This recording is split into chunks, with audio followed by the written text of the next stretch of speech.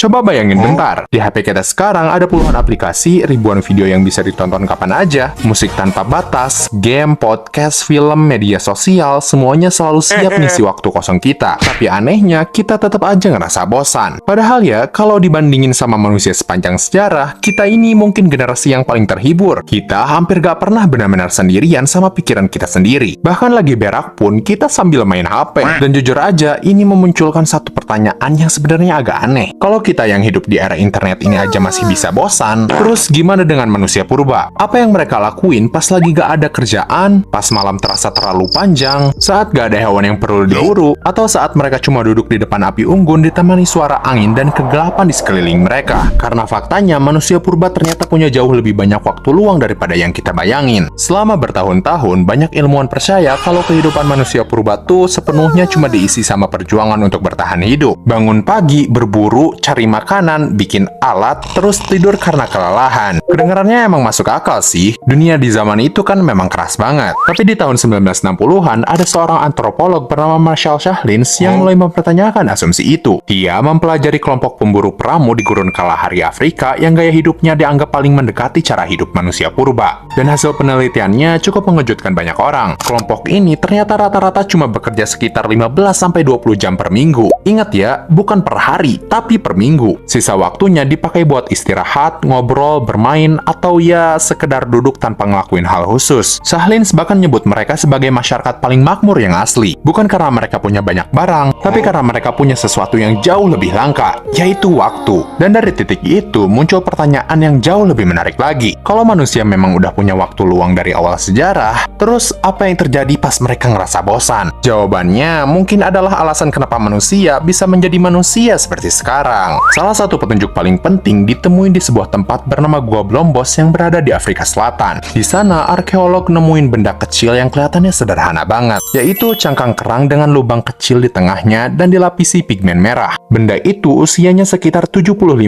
tahun. Benda ini nggak punya fungsi praktis sama sekali. Itu bukan alat berburu, bukan senjata, apalagi alat buat bertahan hidup. Kemungkinan besar ini adalah sebuah perhiasan. Coba bayangin, seseorang di 75.000 tahun yang lalu duduk santai di dalam gua, ngambil cangkang kecil, terus dengan sabar ngelubanginya pakai alat batu sederhana. Proses itu bisa makan waktu berjam-jam atau mungkin berhari-hari. Mereka ngelakuin itu bukan karena harus, tapi karena mereka ingin. Dan mungkin untuk pertama kalinya dalam sejarah, manusia mulai nyiptain sesuatu cuma karena benda itu indah. Kita sering mikir kalau seni itu lahir dari kebutuhan. Padahal mungkin sebenarnya seni itu lahir dari kebosanan. Dari momen dimana otak manusia udah nggak lagi sibuk bertahan hidup, lalu mulai nyari sesuatu yang lebih. Dan pola yang sama juga muncul di penemuan lainnya. Sekitar 40.000 tahun lalu, di sebuah gua di Jerman Selatan, peneliti nemuin sebuah seruling kuno yang dibuat dari tulang burung nasar. Seruling itu punya beberapa lubang nada dan hebatnya masih bisa dimainin sampai hari ini. Coba deh pikirin betapa gilanya hal itu. Sebelum adanya kota, sebelum ada negara, sebelum ada pertanian modern, seseorang udah duduk dan nyiptain musik. Bukan karena kelaparan, bukan karena ada perang, bukan juga karena kebutuhan yang mendesak, tapi mungkin cuma karena malam terasa terlalu sunyi. Dan yang lebih menarik, beberapa ilmuwan percaya kalau kemampuan musikal manusia itu bahkan usianya lebih tua dari bahasa itu sendiri. Soalnya otak manusia tuh sangat sensitif terhadap pola, seperti ritme langkah kaki, detak jantung, suara hujan, sampai perubahan musim. Dan itu semua adalah pola. Kemampuan mengenali pola inilah salah satu alasan manusia bisa bertahan hidup sebegitu lamanya. Jadi, musik itu mungkin awalnya bukan hiburan, tapi itu adalah cara otak manusia buat ngisi keheningan. Tapi dari semua hal yang lahir dari kebosanan, ada satu yang mungkin paling penting dampaknya, yaitu imajinasi. Karena untuk ngerasa bosan, otak kita harus mampu ngebandingin keadaan sekarang sama kemungkinan lain. Kamu harus bisa mikir,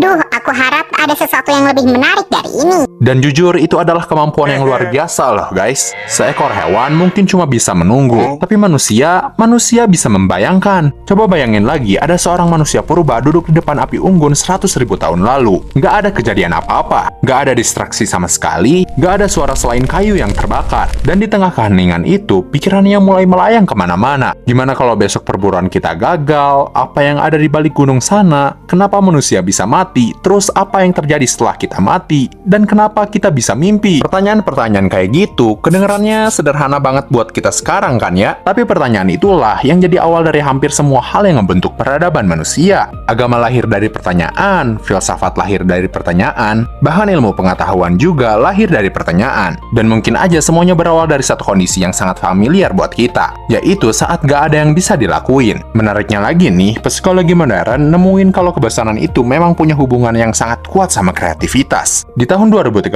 seorang psikolog bernama Sandi Mann ngelakuin eksperimen yang unik. Dia meminta beberapa orang buat ngelakuin tugas yang super ngebosenin, yaitu menyalin angka dari buku telepon. Setelah itu, mereka disuruh ikut tes kreativitas. Dan hasilnya mengejutkan, kelompok yang rasa paling bosan justru ngasilin ide yang paling kreatif. Kenapa bisa gitu? Karena saat otak kita nggak dapat stimulasi dari luar, dia bakal mulai nyiptain stimulasinya sendiri. Dan hal itu sebenarnya udah dilakuin sama manusia selama ratusan ribu tahun. Saat nggak ada hiburan, otak bakal mulai bikin cerita, bikin musik, bikin simbol, dan ngebangun dunia imajinasi. Jadi, kebosanan itu ternyata bukan gangguan. Kebosanan adalah mesinnya kreativitas. Tapi manusia purba kan nggak cuma nyiptain seni atau musik pas lagi bosan. Mereka juga mulai ngobrol dan berbicara. Dan ini mungkin adalah bagian yang paling penting dari semuanya. Menurut antropolog Robin Dunbar, sebagian besar percakapan manusia sejak zaman dulu itu sebenarnya bukan tentang informasi yang penting. Bukan soal strategi berburu, bukan juga bahas logistik, melainkan ngomongin tentang orang lain. Siapa yang ngelakuin apa, siapa yang lagi marah sama siapa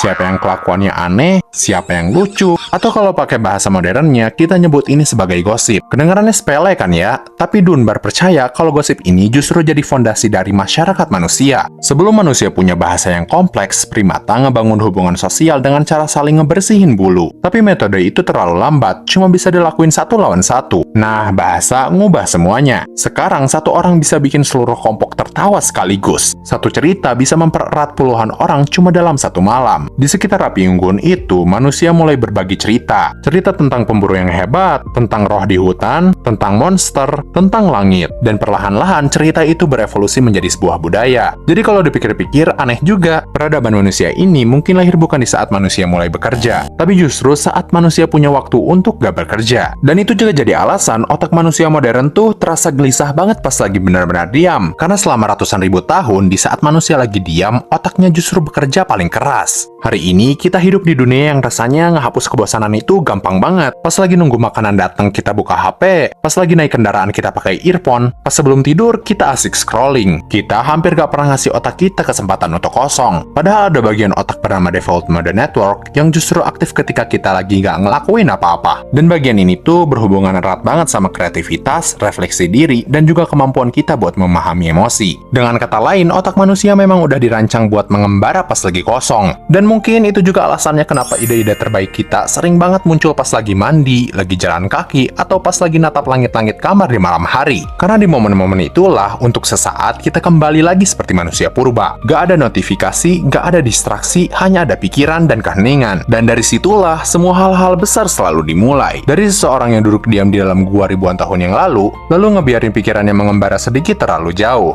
Karena ternyata, kebosanan itu bukan sesuatu yang menghambat evolusi manusia. Justru kebosanan itulah yang jadi alasan kenapa evolusi manusia bisa terjadi sampai saat ini.